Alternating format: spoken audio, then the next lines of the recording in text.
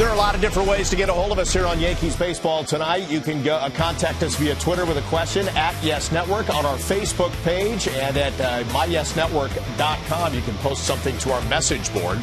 You can always tweet us as well. Good to have you back once again here. Let's dig into your social media questions, and we'll begin with one via Facebook from Eric, who asks, how are the Yankees going to address their lack of offense in the postseason this offseason? Tyler, I'm not sure if there's an easy answer to that. Yeah, the Yankees are who they are. You know, they're a power team, and power is the best single weapon in baseball. You know, you'd much rather have a power team than a bunting team. You know, Girardi said it.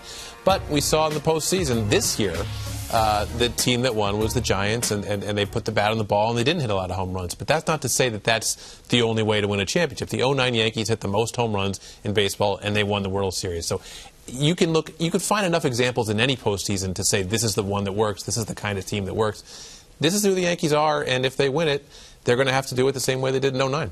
You know what Brian Sabean, the Giants general manager, said? He built a team for his ballpark. Right. He has a big ballpark, and so they don't hit a lot of home runs because of that. Brian Cashman builds a team for his ballpark, which emphasizes left-handed power. Right? Of the 11 teams that finished with the most home runs in baseball this year, 10 finished at least 8 games over 500, and 6 made the playoffs. Of the 10 teams that hit the fewest homers, 2 finished over 500, 1 made the playoffs. It was the Giants who won the championship. Right. Let's not overemphasize the Giants hitting few homers and winning. The easier way to win a lot of games is hit the ball out of the ballpark. Absolutely. It's elementary, and during the season, whenever the Yankees go into a little slump offensively, or they're only scoring 1 or 2 runs, people come up with all these ideas that they need to play the small ball and stuff, and that's good, and it's good to have that option.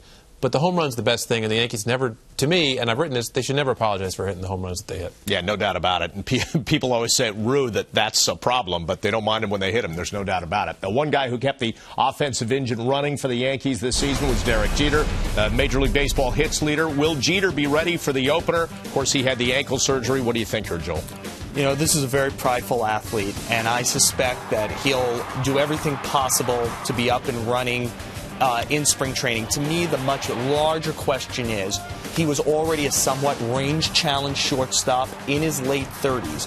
Does this injury rob even more range from him and some mobility? And if it does, what does that mean for playing shortstop in 2013? And, you know, this is a player who wants to continue to play, and the Yankees like the association with him. But you've got to wonder about the long-term viability at him at the position if he loses any more agility. Well, I think some people thought that Eduardo Nunez might be the shortstop of the future. We have a question about him from Carlos via Facebook, who asks, what do you feel will be the role of Eduardo Nunez going into the 2013 season? Well, with the offense that he gives you and the speed, it would be nice to think that, you know, he can start for Jeter if Jeter's not quite ready, and he can be that super utility guy. But, you know, at some point, the defense just becomes too much of an issue. You know, too much of a downside for him.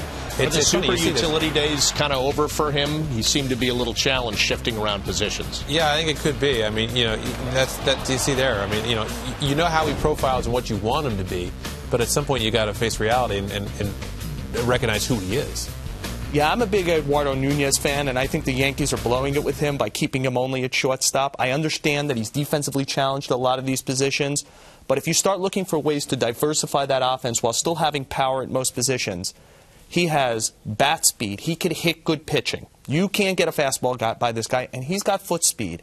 And I think he's a guy they should play around with more at third base, and especially in left field. Right. I think, you know, he's going to make some mistakes, but I think he brings some energy to the daily lineup, and I think he's a guy like Alfonso Soriano. The further you get him away from the ball, the better player he'll be. Yeah, he helps you in a lot of ways. I mean, and that's one of the things that Joe Torre always used to say, like, you know, you don't just want to focus on the things the guy can't do. You know, let's look at the things he can do. He can do a lot of things, but it's just that balance. You got to find out what he can do and, you know, minimize the things that he can't do. All right, one final question, dollars and cents, a lot of dollars. And this question coming from Jason. Why do the Yankees have to get their payroll down to 189 in 2014, Joel?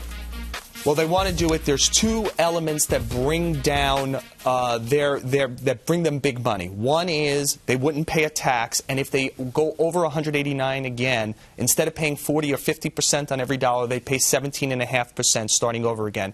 And then there's a revenue sharing allocation plan, which is very complicated, but could be worth millions and millions and millions of dollars if the Yankees are under 189, and the only way to get that is to be under the 189 threshold.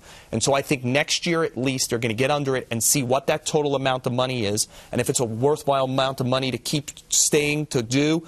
And if not, I think they'll go over the 189 in 2015. And just to be clear, they only have to get there 1 year in 2014 for the reset. For the reset, but right. For the allocation money, they would get a little. The big pie is if they do it 4 years in a row. And that we're talking about the projections for it were as much as like $50 to $60 million.